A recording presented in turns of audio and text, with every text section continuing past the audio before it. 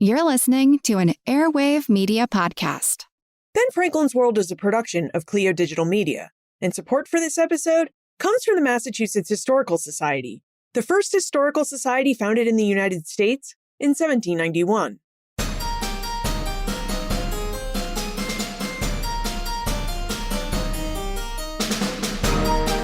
Hello, and welcome to Ben Franklin's World Revisited, a series of classic episodes that bring fresh perspective to our latest episodes and add deeper connections to our understanding of early American history.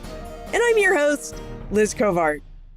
In our last episode, episode 438, historian Rick Bell asked us to reframe the Declaration of Independence as a declaration of interdependence. Rick argued that the revolutionaries who gathered in Philadelphia in 1776, they knew from the very start that they could not win their war for independence alone.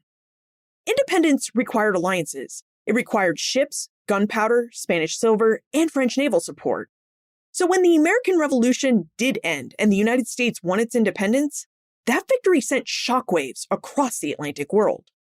The independence of the United States sent approximately 60,000 American loyalists across the British Empire. They were scattered to places like Canada, England, and the Caribbean. Independence also triggered a convict crisis in Great Britain that ultimately led to the establishment of a new penal colony on the shores of Botany Bay.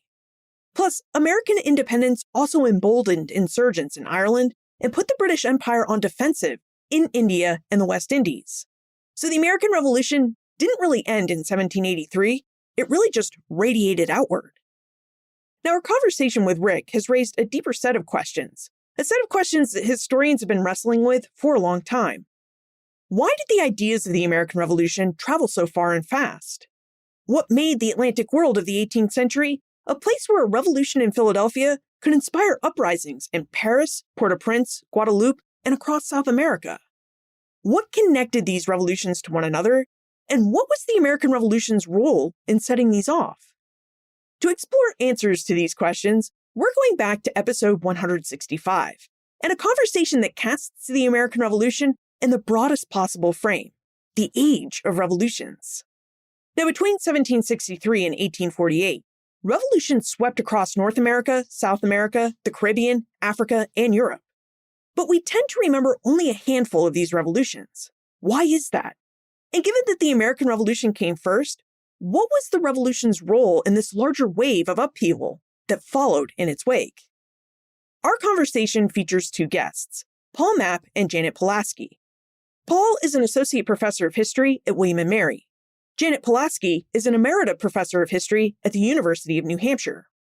Now, during our conversation, Paul and Janet reveal why the Age of Revolutions happened when it did and what made this Age of Revolutions possible, how the American Revolution fit within this larger Atlantic-wide movement of upheaval, and how revolutionary ideas spread across borders through people, print, and the movement of ships. But first, between 1763 and 1848, revolutions swept across 4 continents. We tend to remember just 3 of these revolutions. But what about the rest of these revolutions? What connected all these different revolutions to each other and to the American Revolution? These are the kinds of questions we dig into at the History Explorers Club. The History Explorers Club is a virtual community for curious adults who want to explore early American history with other people who actually love this stuff. Each month, you get live talks with guest historians, workshops on how to think and work like a historian, and conversations led by me, Liz Covart, as your personal guide through early America. Learn more about the History Explorers Club and join us at historyexplorers.club. That's historyexplorers.club. And now, let's revisit our 2017 conversation with Paul Mapp and Janet Pulaski.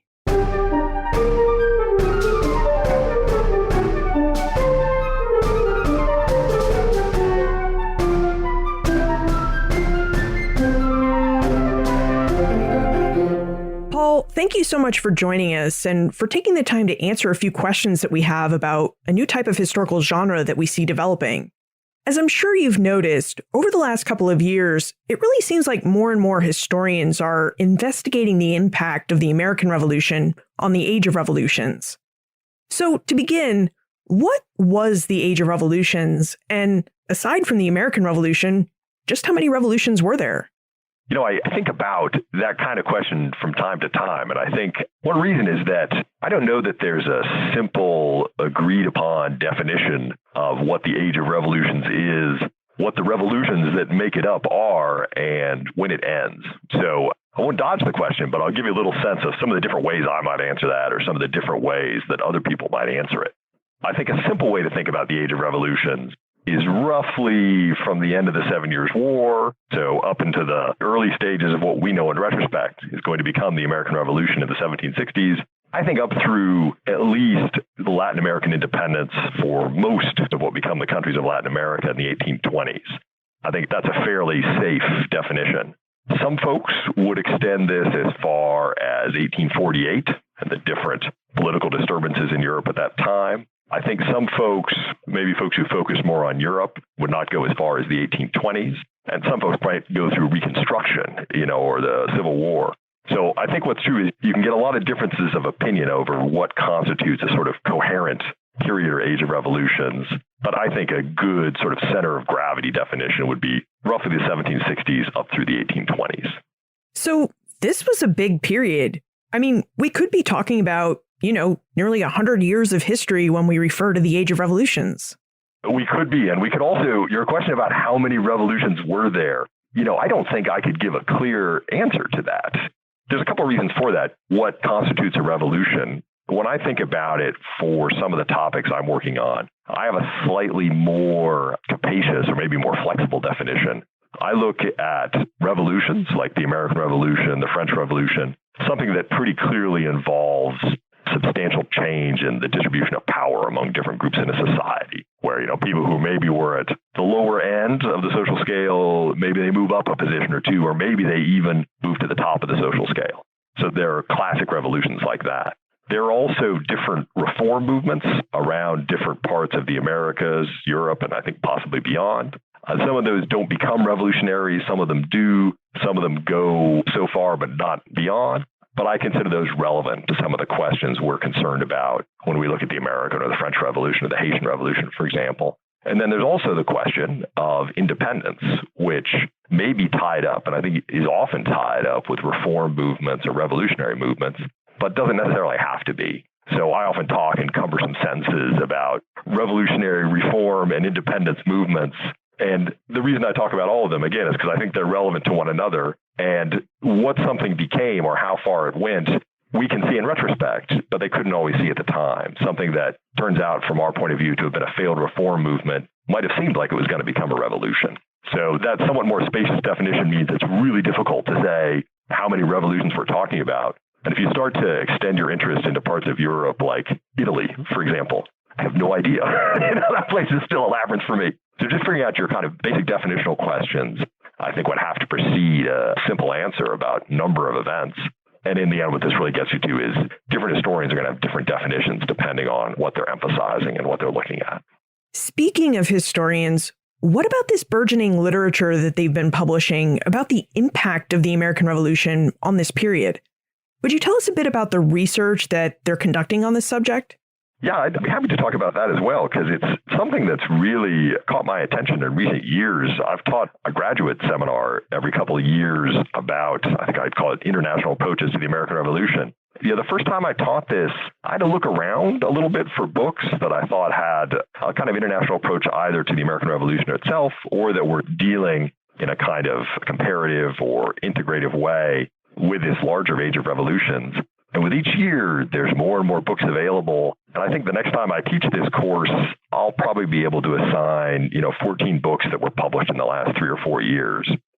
Now, I was thinking about how you would categorize these different books, and there's a lot of different ways you can do it. But a couple things that, I've noticed. One thing you see is various comparative treatments of revolutions at this period. So you look at the American Revolution, you put it alongside the French Revolution, you talk about differences in the political ideas that animated them, differences in the amount of violence that characterized events, differences in the aftermath or how far the revolution went. So all kinds of comparative studies, often involving the American Revolution, but not necessarily.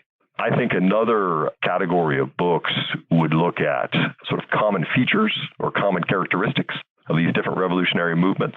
So, for example, you might have books that talk about the fact that, in France and maybe in different countries in Spanish America and in the 13 colonies, a lot of people read Montesquieu, or maybe they read John Locke. So maybe they studied the same, Roman classics, the folks who received that kind of education. So you might talk about intellectual commonalities, or one thing that some people talk about, including, I think, some folks who've been on your show, is in some cases there's sort of similar circumstances in these different revolutionary situations. So, for example, there's a number of European empires in the 1760s, 1770s that are really concerned about raising revenue and covering some of the debts they incurred during the 7 Years' War or in military buildup or reconstruction afterward. And so they're looking at in some cases, their colonial possessions, their imperial possessions, their outlying possessions, and trying to find ways they can maybe squeeze a little more revenue out of these areas. And there's a kind of commonality of process there that may have some similar effects. Then I think a third is people who look at the connections among these different revolutions. So, for example, someone like Lafayette is in France, and then he's in what becomes the United States, and then he's back in France. And he's someone who's involved in different revolutionary events in different sides of the Atlantic. And there's lots of people who are in that circumstance. Similarly, there are folks, for example, in the Dutch Republic who are reading about what's happening in North America and are influenced by that. So events in different places can be connected by people, by ideas, by commerce, and so on. Related to that, although I think still in the same analytical categories, I think there's been a number of works looking at the influence of, for example, American revolutionary events in more far-reaching and in some cases, I think, very interesting ways. So, for example, not just thinking about the way the American Revolution set the stage for United States history, but also the way something like the Declaration of Independence, for example, the way that could be an influence or a model really for peoples and places for many decades, even centuries, in many places. So a real sense of the kind of wide-ranging and long-lasting influences of revolutionary events in America, or could be France as well. And I think a fourth category, and one which I've heard you talk about with folks on the show, is I think books that look at the American Revolution, but in a much wider geographic frame. So you think about a classic approach to the American Revolution, maybe to the Revolutionary War, or maybe even to events leading up to the Revolution and then events following it, might really focus on the eastern seaboard of North America, the old 13 colonies, maybe a little bit west of the Appalachians. And now you're seeing books that in really interesting ways take in a good part of the North American continent that move down into the Gulf of Mexico. There might be sort of a continental frame, or there's other books that retain and do more, I think, with the British imperial frame. And this has been going on for some time. Well, folks will talk about the 13 colonies that rebelled, as well as all the British colonies that did not rebel. And then we'll continue to look at that now broken British imperial framework in the aftermath of the American Revolution. Or they'll look at people who were part of the British Empire, who were loyalists who then left the 13 colonies that became the United States, and then are still moving around different parts of this British imperial world. And then I think the last two categories that came to mind, I think we could probably come up with more. There's a number of books that I think in really intellectually interesting ways try to redefine our sense of what the revolution was and what the sort of constituent parts of it were. So, for example, I often tend to think of the United States coming out of the revolution as essentially a union, as essentially one country. There is, of course, and always has been, a different view of this that really emphasizes the states as kind of different actors coming together in something maybe closer to the European Union than to a kind of unitary state. And different scholars have experimented with talking about the American Revolution much more in terms of different states coming together, really in a kind of diplomatic or sort of international relations way, which is, it's not unheard of in American history, but can give kind of a different emphasis and can raise some interesting questions about it. And then the last category, I think, is looking at the revolution through the lens of international relations or foreign relations, relations between France and what becomes the United States or what then is the United States, great power politics, the maneuvering of the British and Spanish and French empires with these smaller polities becoming independent or trying to become independent, and looking at that within the sort of framework of the history of foreign relations. There's always been books like that, and they continue to come out. I think they're being enriched by the other international treatments of this revolutionary period. You just listed about 6 different categories of books that take some sort of international approach to the American Revolution. What do you think is driving this new, more expansive look at the American Revolution? Yeah, I was hoping you'd ask that question because it's what I speculate about. And I think there's some straightforward answers and there's some more subtle answers. When you talk about the American Revolution, I think one, fairly straightforward answer is that, if you think about the writing on the American Revolution as a forest, there's a lot of really big, tall, deeply rooted trees, and they soak up a lot of the sunlight. It's hard, I think, for younger or just current scholars of the Revolution sometimes to have just enough space to work because of these towering monuments of scholarship. And so people have different solutions to this. They kick these big old trees. You see these big trees fighting each other like some nightmarish vision out of a children's movie where their branches entwine. But I think what you're also seeing, and this is, I think, more relevant to your question, is that a number of scholars are just sort of moving slightly to the side out of the shade of these bigger trees, and they're trying to find topics that are a little bit outside the areas of interest of some of the older revolutionary scholarship. So, for example, a lot of the great works on the American Revolution, they weren't just written in English, but they rely almost exclusively, in some cases exclusively, on sources in English. If you move out to sources in French or in Spanish or a number of other languages, all of a sudden you have a new set of documents that may illuminate revolutionary events or revolutionary issues. You may get different perspectives. You can talk about, again, different aspects of international relations, of commerce, of Spanish and French aid for the rebels, for example. So moving internationally into different sources and comparing the revolution with different events around the world, it can give scholars a little room to work, some opportunities to see problems from a different way, or just to talk about things that haven't been talked about and probably should have been. There's some other reasons which I think are more subtle, but I think are quite important as well.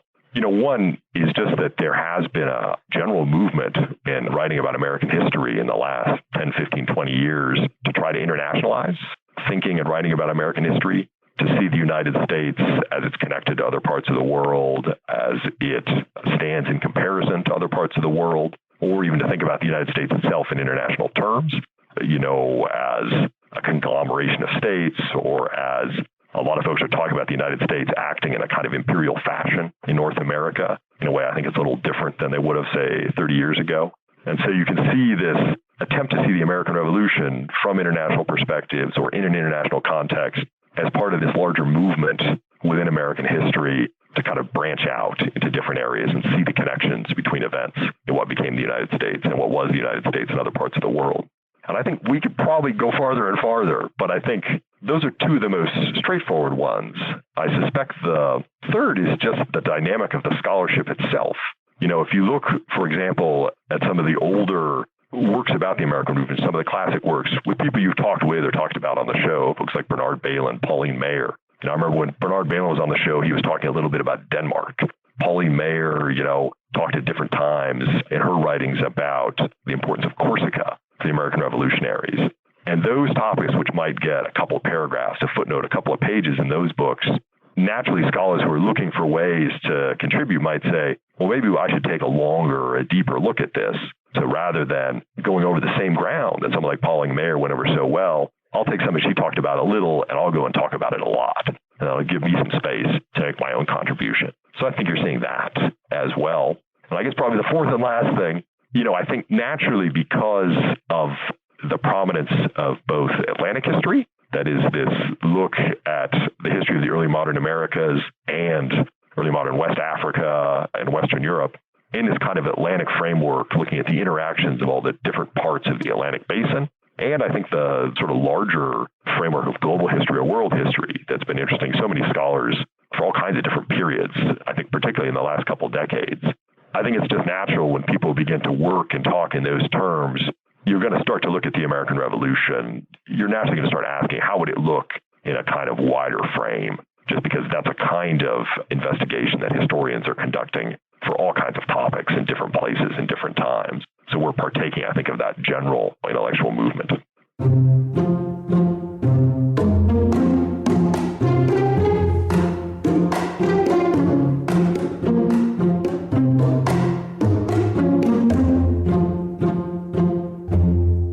There is definitely a new development in the scholarship of the American Revolution. Over the last few years, we've seen more and more books that explore the revolution through an international lens. We're seeing this new literature appear as historians search for new ways to better understand well-trodden ground, and because our present circumstances encourage us to explore how American history fits within world history. Now, I also asked Paul what he thinks looking at the American Revolution within the larger international context of the Age of Revolutions adds to our understanding of the event. And I asked him to tell us about his current research project, which is an international history of the American Revolution. You can hear the rest of this conversation for free in the OI Reader app, where you'll find it embedded with other great resources that complement and expand upon the information we explore in this episode. You can download the OI Reader app for free from your favorite app store, or by visiting benfranklinsworld.com/OI Reader. And now, let's go meet Janet Pulaski and explore her ideas about how the American Revolution fits within the larger Age of Revolutions.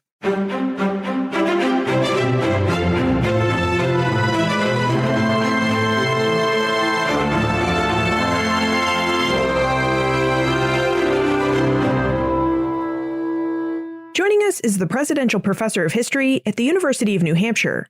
Her research interests include 18th century Atlantic revolutions, urban history, and comparative history. She's the author of 5 books, including Reforming Urban Labor, Roots to the City, Roots in the Country, and, most recently, Revolutions Without Borders, The Call to Liberty in the Atlantic World. Welcome to Ben Franklin's World, Janet Pulaski. Thank you. Now, in Revolutions Without Borders, Janet notes that between 1776 and 1804, the possibility of revolution loomed large over 4 continents, and that revolutions were erupting everywhere. Janet, would you broadly tell us about these revolutions that were erupting everywhere? What was in the air, so to speak, around the Atlantic world between 1776 and 1804? And why do we call this the Age of Revolutions? I think this was actually a much rowdier period, a more interesting period, a much more tumultuous period than we depict in our histories of the American and the French Revolutions and of founding fathers and even of the guillotine. So if you read the documents left behind by the people who participated in the revolutions, there's a real sense, not only in America and in France, but throughout what historians call the Atlantic world, that is the 4 continents and all the islands bordered by the Atlantic. So when you read their documents, for example, you find a Belgian pamphleteer, and there is no state of Belgium then, but in the provinces that will become Belgium, unfurling Dutch patriot flags over Utrecht. And what he writes is, over half of the globe, all men utter but one cry. They share but one desire. Humanity, united in action after being oppressed for so long under tyranny, rises up with pride to reclaim a majestic and powerful liberty. And if you start looking, we find all of these hints of revolutions that then you have to investigate further that are going on in Geneva. Actually, there are 2 revolutions in Geneva just in the 1780s. There's revolution throughout Italy, in the Netherlands. There's revolutions that will come in Latin America and in the Caribbean. And even more recently, we've discovered not only revolutions among former American slaves, African-American slaves, who end up in West Africa, but there are also revolutions among the tribes in the Temne people, for example, in West Africa. So it's really a sense of immense possibility, I think, by people that everything is up for grabs. Everything is up to change. We sometimes forget that when we look at, for example, Thomas Paine's Common Sense. We have a relatively tame reading of it. When you think of the end, that when Paine says, we have it to begin the world anew, I think that's really their sense of what they're able to do. That is, how can we reconstruct a totally new world? Was there any unifying theme that linked all of these revolutions together? Or did all of these revolutions have different goals and different ideas about how they wanted to build a new world? That's one of the questions that historians ask each other as well, is this really all one revolution? And one more specific way even to ask that is, did they mean the same thing when they used the word liberty? Because we see the word liberty coming up over and over again in revolutionary proclamations, in pamphlets, in newspapers. And so an obvious answer would be, well, of course not. That we find the word liberty, for example, one revolutionary would be the wife of a Dutch pastor who's writing a novel in a thatched garden shed. She obviously means something different by liberty. She's talking about her family, and she's also talking about a larger political question. But that means something different than, for example, a free man of color who's storming Grande Rivière at the head of a hastily convened militia in the Caribbean. So they mean different things, but I think they're all related. And to use one of my colleague Elijah Gould's expressions, ideas entangled. That is seemingly what we would see as contradictory movements, different kinds of liberty, meaning religious liberty, looking for a nation's independence, liberty meaning freedom from slavery. I think they are all related to what one French lawyer turned philosopher by the name of Jacques-Pierre Brissot, he talked about the universal cry of liberty. And so I think that's what does tie these movements all together. It's this sense, again, of possibility. We would interpret it as freedom in all of the possibilities of that word. So I do think there is one common sense. You could almost see it as having different accents. Now, you've done a lot of research into how revolutionary ideas spread and how revolutions informed other revolutions during this age of revolutions. And I wonder if you would tell us about the ideas that spread from the American Revolution specifically. How did the American Revolution inform all of these other revolutions? Or what was the role of the American Revolution in this age of revolutions? Let me just give the example then to start back with the idea of Thomas Paine's common sense. So it's published in this country. You've talked in previous conversations about how the ideas of common sense, the American pamphlet, spread up and down the eastern seaboard, but it also spread across the Atlantic. So merchants carried it across the Atlantic, and we actually have their accounts of them crossing the Atlantic. And in their trade, they go, for example, to Amsterdam and to The Hague in the Netherlands.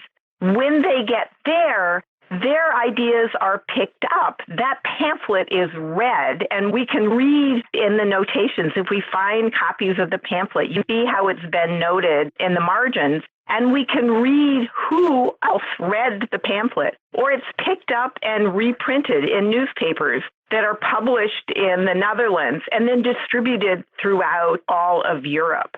So that gives us some sense of how these ideas travel. What I like to say is these documents actually had legs. People carry documents with them. It's not only that they're sent places, but they will be carried. They will then be picked up by newspapers.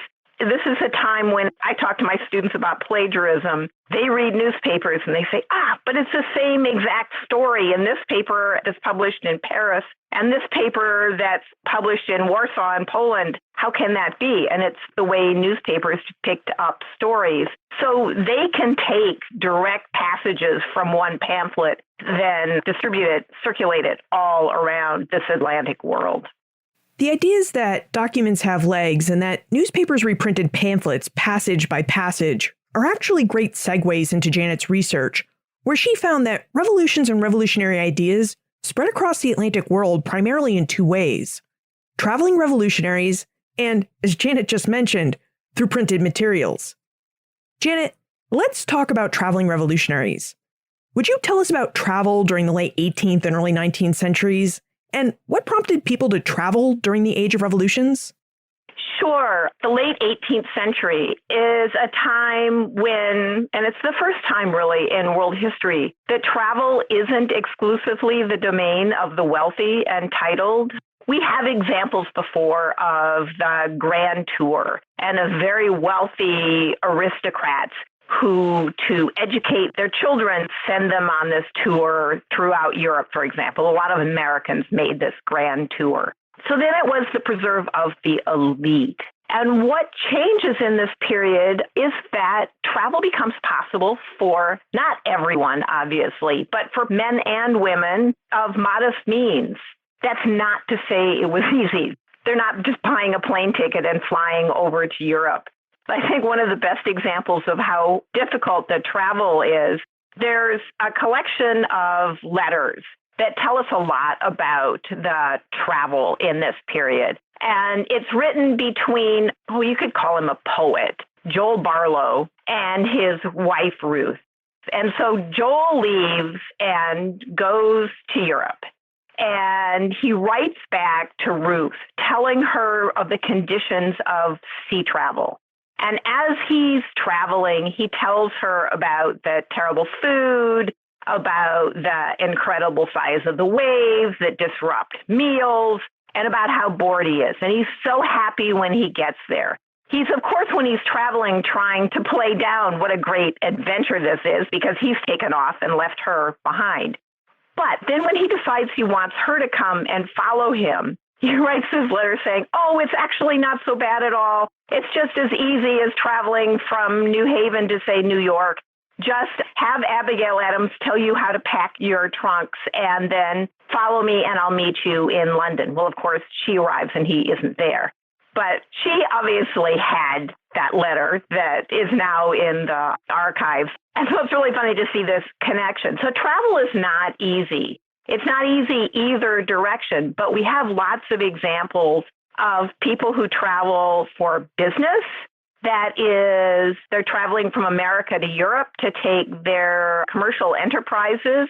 There are a number of Europeans who come over to the United States in this period because it seems to open this vast market for finished goods, for luxury goods from Europe, given the picture of America as this land of vast forests and just raw materials. So the assumption is there's a market there. So Europeans are also coming over to America with their expectations of establishing trading routes. So there's a lot of travel back and forth then for commerce. Thomas Jefferson's next door neighbor, for example, Filippo Mazzei, comes over and he has actually talked with Benjamin Franklin, and he's talking about what kinds of imports and exports he can start developing. When he gets there, he meets Thomas Jefferson, he starts farming, they start all sorts of experimental exercises where they're bringing over crops from Italy, especially from Tuscany, and trying to grow them with very limited success, actually, in Virginia. And Mazzei is then going to take back all sorts of goods from America to take back to Europe. So there's reasons for business travel or traveling for adventure. If you read the letters of Lafayette, when he leaves the first time and comes over to America, he tells his wife, as he's writing her this letter aboard ship, and he says, I'm going to discover liberty. Well, we can read it now as he's going to discover the liberty of the American Revolution. Well, instead, I think what he actually means is he's liberating himself from what he saw as a stultifying need to go dancing in London and a culture that had little place for him as a clumsy aristocrat. So there's that sense, too, of adventure. There's also travel where a spouse goes to join another husband or a wife who's a diplomat. So we see all sorts of reasons for travel. And then, because this is a revolutionary period, there are so many people who are, a freed slave called it roving. And if they're forced out of one country because a revolution fails, they have to go somewhere else. And what's maybe also important to notice in this period is we think of traveling of needing passports, noticing borders, having border controls. This is really a period where people aren't stopped by borders. You don't really notice when you're crossing from one country into another. It's before we have the formal limits on travel. Travel is assumed to be a basic human right. It's a basic human right that's established in the Enlightenment as our natural right to free movement and our right to settle anywhere. And Immanuel Kant called it the need for hospitality. That is, we should have a right to a home. and we should welcome strangers. So it's a period that I think is much more open to travel than we sometimes remember. It's not only modern times that see people moving from one place to another and not just settling down.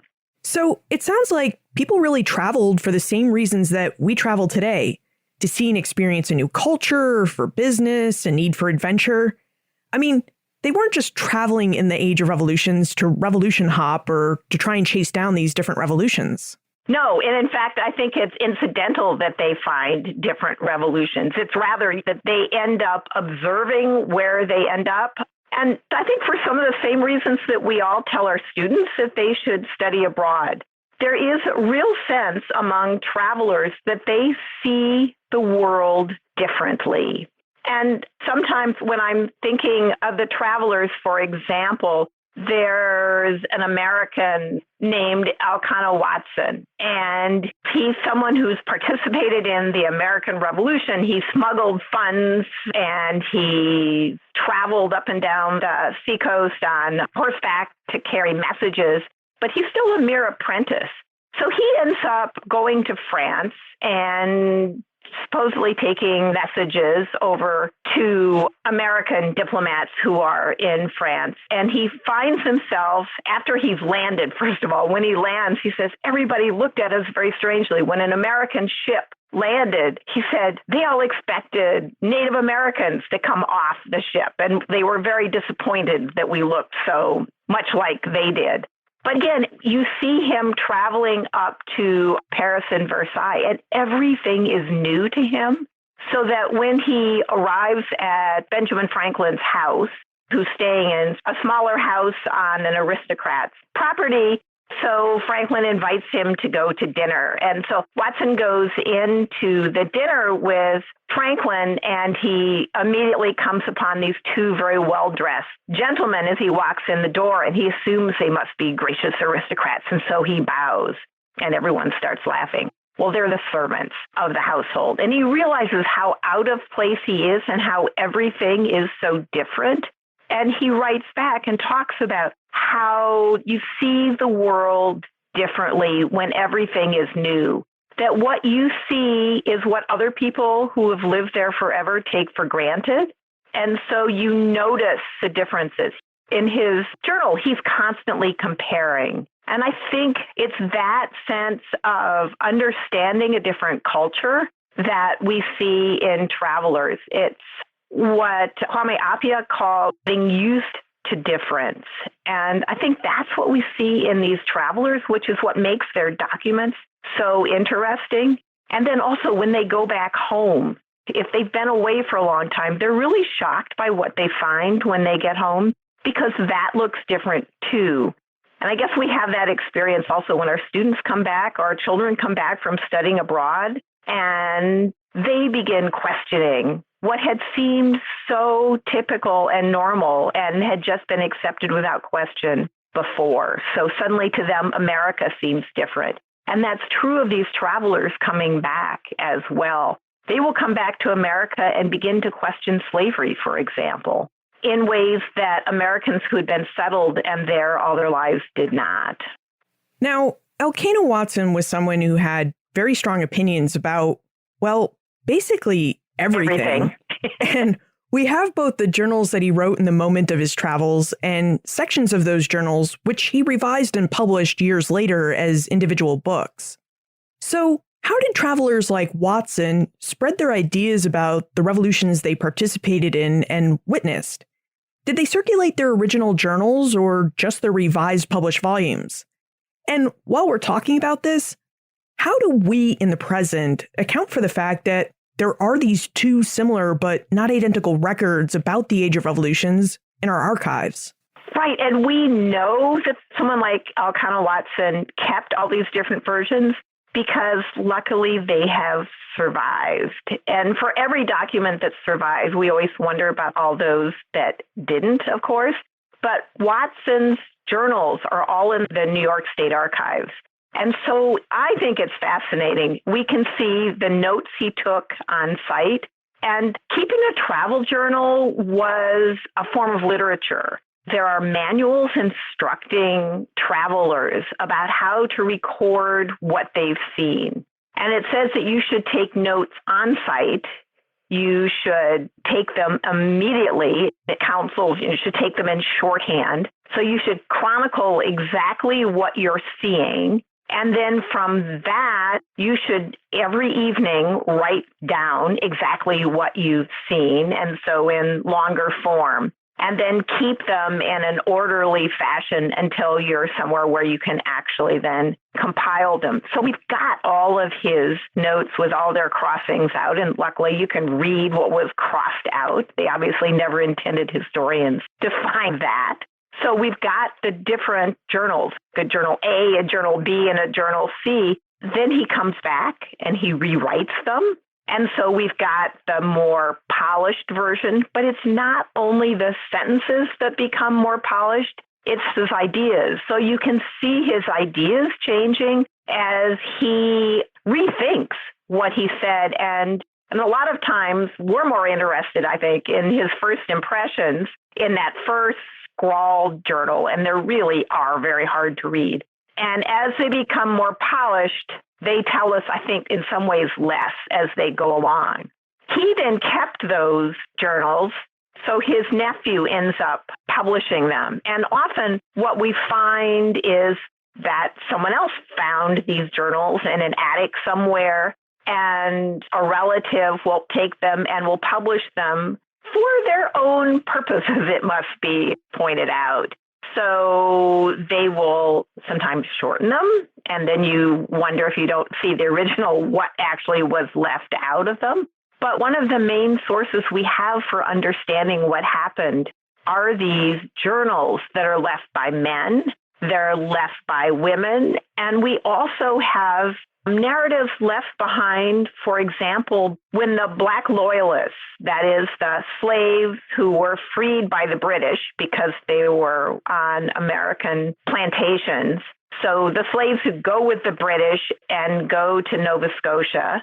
And from Nova Scotia, they end up traveling to West Africa in the newly founded Sierra Leone. And when they're settling in Sierra Leone, several of them go back to London after they've been in Sierra Leone, and they're sponsored by churches.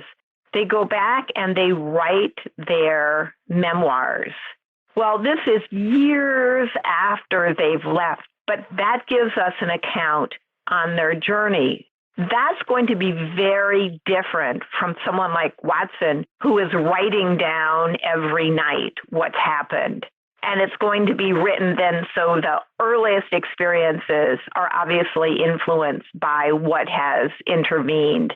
So we find a lot of talk in their accounts that are published in religious magazines of the time. We find in their accounts a lot about salvation and about how they found their way, which would be very different from someone accounting day by day what is going on. But they're all of the same piece, I think. So what we as historians do is to put these stories together and to try to figure out where their stories fit one to another. So these journals really tell us how people came by and developed their ideas about different revolutions and how they spread those ideas. I mean, they witnessed a revolution while at home or while traveling, then took notes about what they saw, and then either kept those notes private or sometimes shared their journals or just entries from them with close friends and family members. Right. And a lot of them are written in the form of letters to friends as if they're correspondence. So they really are then thinking about, as they publish them, what they want to tell friends at home of what they've seen. There's a traveler, Helen Maria Williams, who leaves England. She's written some poetry, and she's made the acquaintance of a younger couple who couldn't marry for various reasons under pre-revolutionary France, and they were from different backgrounds, and so her father had prevented them from marrying. So she ends up at their invitation coming to France. Well, she arrives just on the eve of the Festival of Federation, and she keeps her journal. So the first thing she sees as she comes out in the morning is this Festival of Federation, and she sees everybody gathering on this large plain in the center of Paris. And she sees Lafayette coming in on his white horse, and she sees all of these delegations from different countries. And she says, who at that moment could have not been a citizen of the world? So she's trying to convey to her English friends this spirit of cosmopolitanism, this spirit of universal possibility. She does then publish her journals. And I think what's interesting, the publication of these journals and of narratives, we know they're one of the most sought after forms of publication. That is, publishers are writing about how everybody wants them. People who are stuck in their armchairs want to read about worlds far away. So it's a really popular form of literature.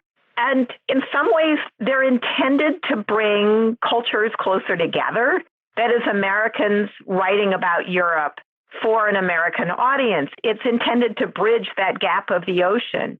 But I think they have unintended consequences, which is actually, if you look at them, what they do. And you could say the same thing of travel literature today. Helen Maria Williams' message that she intended was one of universality. But as she's describing the French people, and as she's describing the world of French women, for example, and her reception in a club of revolutionary French women, what it actually does, I think, for its English readers, which is where it's published, is it emphasizes the difference between England and France. So unlike other forms of literature in this period, I think what happens with these journals and the published travel narratives is it actually emphasizes difference, even if the intent was to bring people closer together. Because then the reaction of English readers to Helen Maria Williams' journals, especially when she describes later on in a subsequent, this is a multi-volume set of works, when she describes the reactions in England to her description of the storming of the Tuileries, she, at that point in the violence, and she talks rather matter-of-factly about stumbling over the heads of two members of the Swiss Guard who had formerly obviously been guarding the king and have been left dead on the grounds. Her readers are horrified that the woman is experiencing this. And they write and say, you should come home. And what right does a woman have to be discussing politics? So it emphasizes difference there rather than bringing her readers closer to understanding her point of view. There's another example, though, which is a freed slave named Equiano writes his memoirs, and they're published and go through many editions. So he writes about what he says are, and it's up for debate, he depicts his birth in Africa, growing up in this culture that helped build each other's houses, where they looked after each other's children. The people he describes as barbarians are the American slave traders. And so he gives his perspective then on the Middle Passage, on coming over to America, and how families were rent apart, and he's taken away from his sister and thrown into a world where no one speaks his own language. So the barbarians at this point in his narrative are the white people. And then he talks about finding Christianity, but he's very articulate. And so his white English readers would have seen this account as destroying their preconceptions of identity. In other words, here is this Black man, here is this Christian recounting the slave life and recounting the Middle Passage. So in some ways, that kind of narrative will then bring them closer to understanding the world through different eyes. Now, another way that people attempted to make sense of revolutions, spread revolutionary ideas, and even tried to foment revolutions was with rumors. And after we talk about our sponsor, I'd like for us to talk about rumors, and specifically about the role they played in revolutionary movements.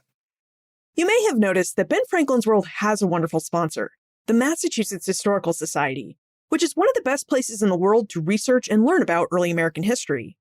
Now, the MHS's support helps us produce episodes of this podcast, add additional and helpful resources to our show notes, and continue to offer this podcast free to anyone who has an interest in the past. Listener donations, they do something equally important. They help us cover the hours of research, interview preparation, writing, and editing that go into every episode that you hear. The intellectual labor that really makes this podcast what it is, that work is sustained by you. Ben Franklin's World is produced by Clio Digital Media, a 501c3 nonprofit organization. When you make a donation, you're supporting the time that it takes to find the right historians, ask the right questions, and tell these stories in the way that they deserve to be told. So if this podcast has earned a place in your life, I'd be grateful if you'd consider supporting it. Any amount helps, and because we're a nonprofit, your donation is 100% tax deductible. So visit benfranklinsworld.com/donate to give. That's benfranklinsworld.com/donate. benfranklinsworld.com/donate. Thank you so much for being here, and thank you for caring about this history as much as I do. Janet, would you tell us about rumors during the Age of Revolutions, and specifically about the role they played in different revolutionary movements? Sure. So ideas travel through written documents. We have pamphlets, so we know what people read. We have journals. We have letters that people sent back and forth. But what about all the people who didn't write? What about people who didn't read? So this is a period when a lot more people are reading and writing, but not everyone. And Laurent Dubois writes about rumors, and he writes about reading them against the grain. So if we look, for example, at the revolutions that are breaking out in the same time in the Caribbean, there are rumors spreading, for example, that there's a rebellion that's going to break out in Jamaica at just about the same time as the American Revolution. What happens as these rumors spread? Someone hears them, someone follows them up, someone then can try to squelch the revolution that they think is about to break out. We see this throughout the Caribbean, and there are many different ways of interpreting or reading these rumors. And part of the question is, how do we even know about the rumors? Obviously, they're not self-circulating. What we know is rumors do at some point get written down. That is, for example, a plantation owner or manager or a governor of an island will write back and will say, I heard that, or so-and-so came in and reported that. So what it is basically how we maybe know today what was being planned, what possibilities for revolution existed in communities on slave plantations among the free people of color. Now, it really surprised the white rulers of islands. So the plantation owners would be shocked that their slaves apparently got information before they did. That is, this is a time when we have to remember how slow official correspondence can be. It could take from September to December for news either of, for example, of a king being overthrown, unseated in Europe, for that to get to the Caribbean. But once that news gets to the Caribbean, it comes aboard shore. So yes, there will be official correspondence, but there are also all of the people who are working in the harbor. And what astonishes the plantation owners is that even before they can get back to their plantations, it seems like the news has already gotten there first. And so there's a real concern. How does news travel so quickly? And there are attempts, for example, the King of France, obviously before he's beheaded, the King of France worrying about news of the French Revolution spreading to the Caribbean and to the very wealthy French colonies. So what he does is he bans printing presses. And he thinks, aha, okay, I've gotten rid of the written word. There won't be a problem. Ideas won't spread. Well, that doesn't help at all. It doesn't do much to stop the spread of rumors. So I think what we see with these rumors is that their networks are flourishing in a way that whites can't even imagine, that there is this formidable chain of oral communication. And what's interesting as well is that managers are blaming rumors. That is, there's that real fear of what they call the contagion of revolutionary principles. What these managers don't see is what also foments rumors, helps the spread of rumors, spreads revolution, which is the harsh conditions on the plantations themselves. And it starts in Jamaica. One doctor writes a friend in Edinburgh, for example, and says, "Dear liberty has rang in the heart of every house-bred slave in one form or the other for these 10 years past." And he blames the too careless of expressions, meaning that white people talked at the dinner table and that news then spread throughout the whole plantation. And they complain in their letters about what gossiping of idle folks may produce. So what happens is when they hear rumors, there's fear, but when they don't hear what's going on, it gets to be the sense of what possibilities are lurking all around them on their plantations. In Le Cap, for example, in Saint-Domingue, one white plantation owner writes back to France and says one feared being slaughtered by one's own servants. So it's not only that the threat lurks outside, it also, they think, begins to lurk inside their houses. So it's this question, if there are 50,000 slaves who are divided into all these different plantations, how can they coalesce? What is it, is I think what the white writers of the correspondence that we still have are asking, because these rumors are traveling faster than official correspondence. And as these rumors are reported, for example, back to France, one writer, a traveler, Moreau de Saint-Marie, writes and says, what happens is it spreads so quickly because, he says, it's all part of a so-called plan of true happiness that would end up setting the whole world ablaze. In other words, what they're saying is, yes, revolution is fine in Europe, and it's fine as far as it went in the American colonies, but it would be very dangerous if it spreads among the enslaved who so greatly outnumber the plantation owners in the colonies. So it's this sense of fear, and we know about them because we can read between the lines of the correspondence that's sent back and forth that tell us both of the rumors that are heard, some of which are not true at all, but also then of the rumors that actually do tell us something about what transpires. So we have letters, we have journals, and we even have rumors, all at work spreading revolutionary ideas and impressions around the Atlantic world. And there were also newspaper clubs. Now, we know from speaking with Rob Parkinson in episode 144 that newspapers played a big role in conveying information and ideas during revolutions, specifically during the American Revolution. Yet, clubs where people read newspapers also played a big role in spreading revolutionary ideas, especially in Europe. Janet, would you tell us about newspaper clubs and the roles they played in European revolutions like the French Revolution? So where do people come together? Where do they get their ideas? Well, this is a period where not everyone reads. And so we know that people gather in clubs where other people will read newspapers aloud. We know that we can't look at daily circulation to individuals because a lot of times newspapers would be gathered in cafes or in clubs, and people would come there and read them. And in fact, there's stories of French clubs where they actually had to anchor down the newspaper so no one could walk off with it. And there was a line to read these newspapers. So we have records of these clubs, and we know about the French clubs, the Jacobins.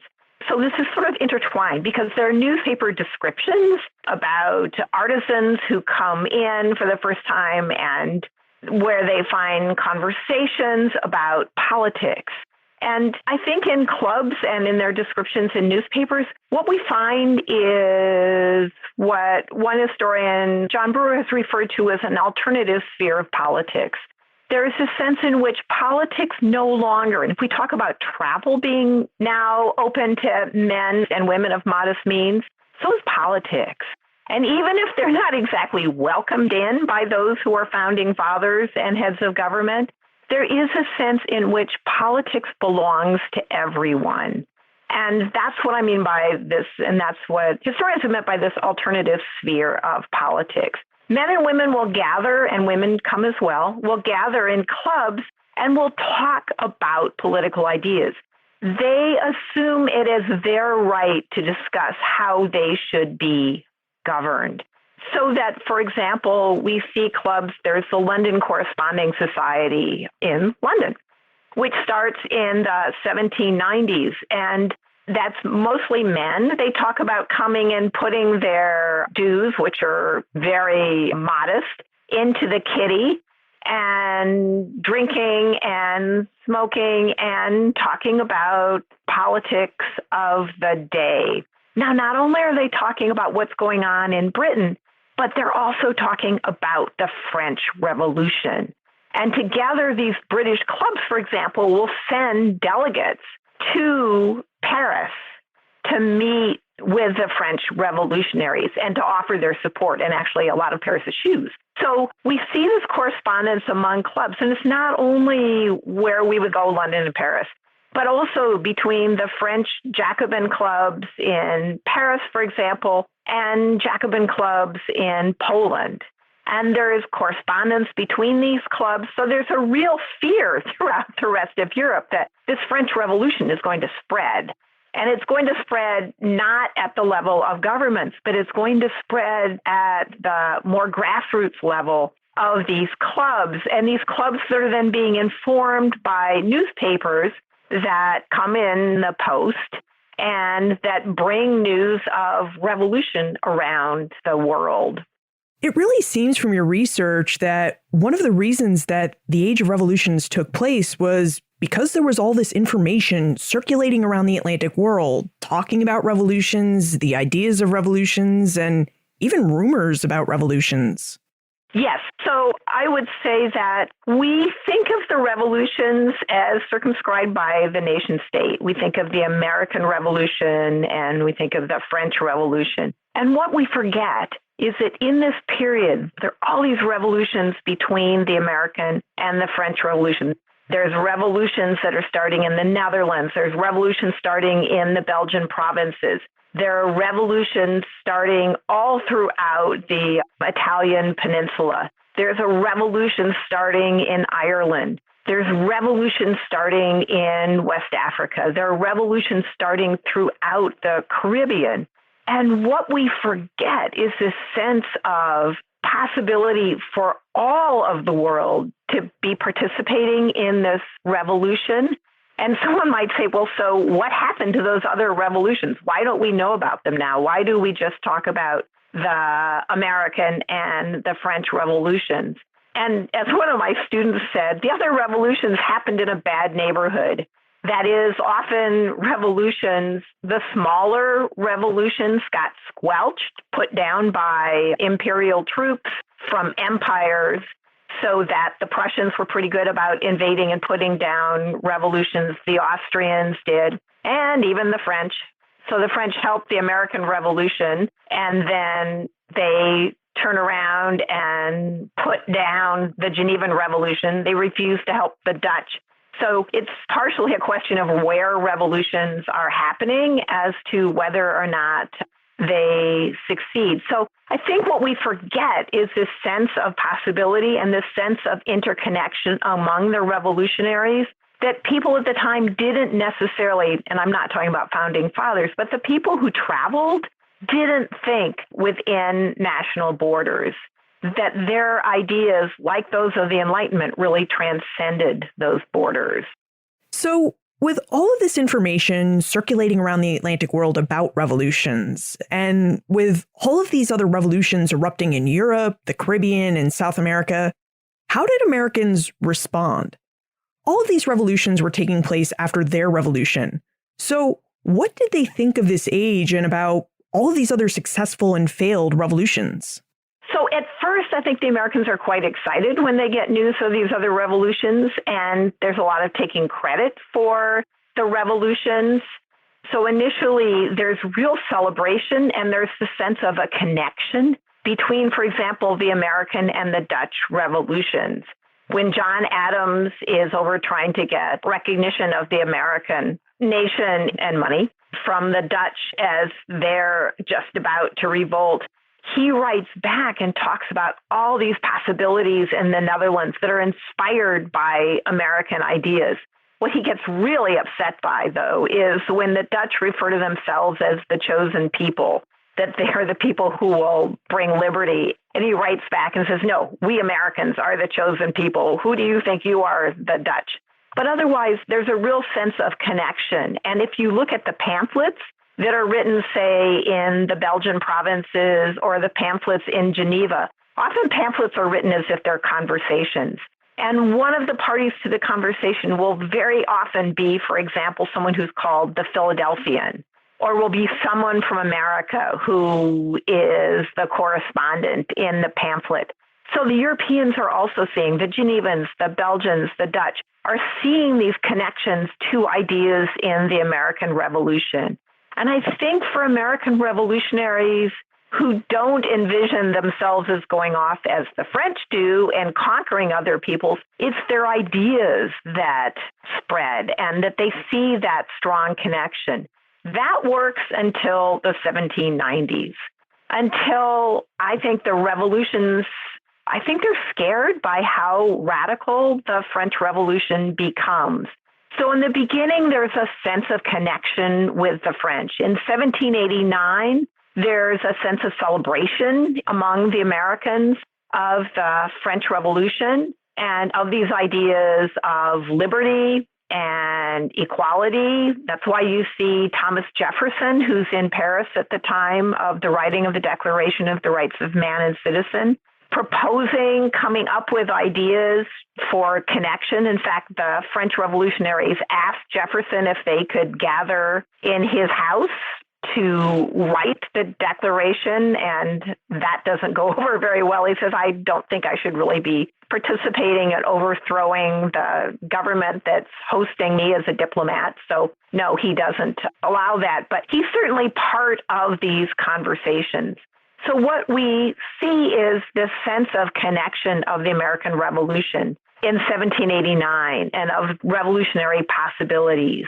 When it seems that the French Revolution has become more radical after 1792 with the Jacobins, and then certainly by the time French armies begin to spread their revolution with bayonets, when they're invading other countries, at that point, there's a real movement among the Americans to distance themselves from the French Revolution and to say that's something completely different from what we've done. So at that point in the 1790s, I think you see this pulling away and this real attempt to control what's going on in America as well. It's the time of the Alien and Sedition Acts, attempt to control speech. It's a time when you really see this debate going on in the newspapers about the French. And it wasn't always that way. That is, originally in the newspapers, you even see American newspapers earlier on printing what the French Jacobin Robespierre was saying about press freedom. That's not happening in the 1790s. There's a real sense of branding of the French as overly enthusiastic, is the way one American puts it. Let's move into the time warp. This is a fun segment of the show where we ask you a hypothetical history question about what might have happened if something had occurred differently or if someone had acted differently.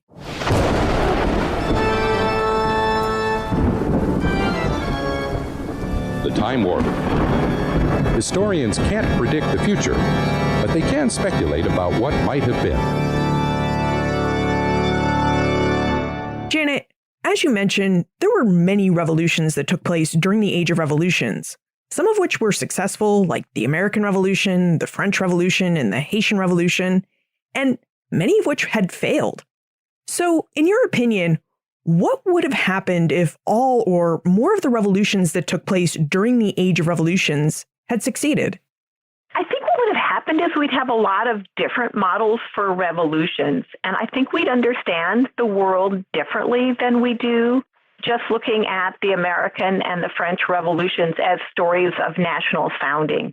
I think if we saw all the revolutions connected together, maybe instead of seeing this as foundational period for nationalism, we might also understand it as the beginning or the growth of a period of cosmopolitanism, of universalism.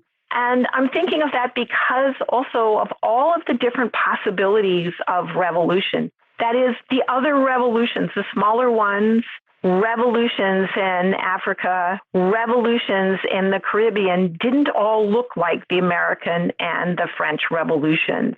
And I think then when we try to understand uprisings in our own world today, I think what we would see, for example, if we looked at the Arab Spring, I think we would have seen it very differently. We wouldn't be as baffled.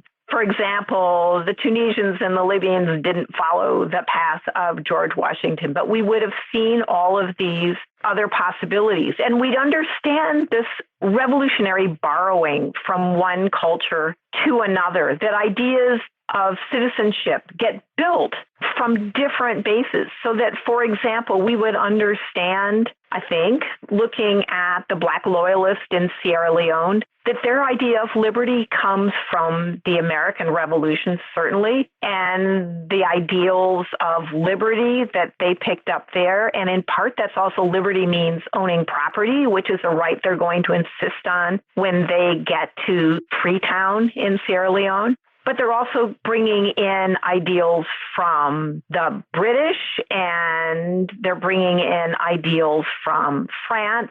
And I think we would understand how all of these ideas are entangled and interconnected. So I think we might have a different understanding of our own world if we were telling the story of this revolutionary possibility and of ideas that traveled around the world, and of travelers, and of interconnections, and of what Appia calls getting used to other ideas. Janet, now that you've investigated how revolutions and revolutionary ideas circulated throughout the Age of Revolutions, what aspect of history are you researching and writing about now? My last chapter in Revolutions Without Borders ends with the revolutionaries who can't go home or who try to go home. In fact, in that chapter, I talk about Rip Van Winkle and the sense of falling asleep and not fitting back into the society where he wakes up. I think that's the sense of many of these revolutionaries who feel like they stayed awake, and when they got home, their settled neighbors had been asleep. So these travelers have so many different ideas. They see slavery differently, for example. They can't fit in. But it's also the sense that when you asked about why people traveled, a lot of people became refugees. That is, when all these revolutions, quote, failed, meaning they didn't establish nation states, when they were put down by armies of their larger neighbors, it sent the revolutionary leaders from those countries fleeing, and sometimes they ended up in the midst of other revolutions. So one Dutch patriot writer, Henry Pap, talks about participating in 4 different revolutions, and he says, what could be better than that? But there's this sense of what happens to these people who are basically stateless, who end up cast out of their national base and their home, as they would see it, and are abroad in the world. So I wanted to pick up their stories. I think very few of the revolutionary travelers that I chronicle in Revolutions Without Borders actually end up able to settle back home. Anna Falconbridge makes it to Sierra Leone. She writes about it, and when she comes back, she's totally disillusioned about this project of setting up this free colony. And she leaves her memoirs behind for us to read, but I don't think she ever is really able to settle back in. So my next book is about refugees, and especially about political refugees. So in some ways, what I'm doing is taking this question of cosmopolitanism and nationalism from Revolutions Without Borders and extending it through time to 1848. Where is the best place to contact you if we have questions about the Age of Revolutions and how revolutions and revolutionary ideas spread across the Atlantic world? Probably the best way to contact me is by email. My email is janet.falconbridge, Polasky, Polasky, @unh.edu. And I'm always happy to get questions and to refer people to other places to read or to follow up on questions. So yes, I would very much welcome hearing from people. Janet Polasky, thank you so much for taking us through the Age of Revolutions and for showing us not only how revolutionary ideas spread, but also how some of those ideas and even the revolutions intersected. Thank you. I enjoyed it very much. What made the Age of Revolutions possible? At its core, Janet Polasky's answer is both simple and profound. The Atlantic world was a more connected place than we tend to remember. People traveled, letters circulated, printed pamphlets crossed oceans in shipholds. And by the late 18th century, the economics of travel had made movement cheaper and far more common than it had been in any previous generation. So when revolutionary ideas emerged in Philadelphia or Paris or Port-au-Prince, those ideas didn't stay there. They traveled. Now, Paul Mapp helped us see why historians are increasingly drawn to a wider frame of the revolution. Looking at the American Revolution through an international lens doesn't diminish the revolution. It deepens it. It reveals a full cast of actors, alliances, and ideas that made independence possible in the first place. It also shows us how the revolution's aftershocks traveled far beyond the 13 colonies. So together, Paul and Janet remind us that the American Revolution was never simply a colonial rebellion that happened to succeed. It was really a catalyst, one spark in a much larger interconnected moment when people around the Atlantic world began to believe deeply and urgently that they could build something better, that the world as it existed was not the world as it had to be. Look for more information about Paul, Janet, their books, plus notes and links for everything we talked about today, all in the show notes page. benfranklinsworld.com/165. Friends tell friends about their favorite podcasts, so if you enjoy Ben Franklin's World, please tell your friends and family about it. Production assistance for this podcast comes from Joseph Edelman, Karen Wolf, and Morgan McCullough. Breakmaster Cylinder composed our custom theme music. This podcast is part of the Airwave Media Podcast Network. To discover and listen to their other podcasts, visit airwavemedia.com. Finally, I hope you'll tune in next week where we have a brand new episode with Emily Sneff. We're going to explore when the Declaration of Independence was actually news. How did news of the Declaration of Independence spread throughout North America and the world? That's what we'll be exploring in our very next episode, in episode 439. Ben Franklin's World is a production of Clio Digital Media, and support for this episode came from the Massachusetts Historical Society, the first historical society founded in the United States in 1791.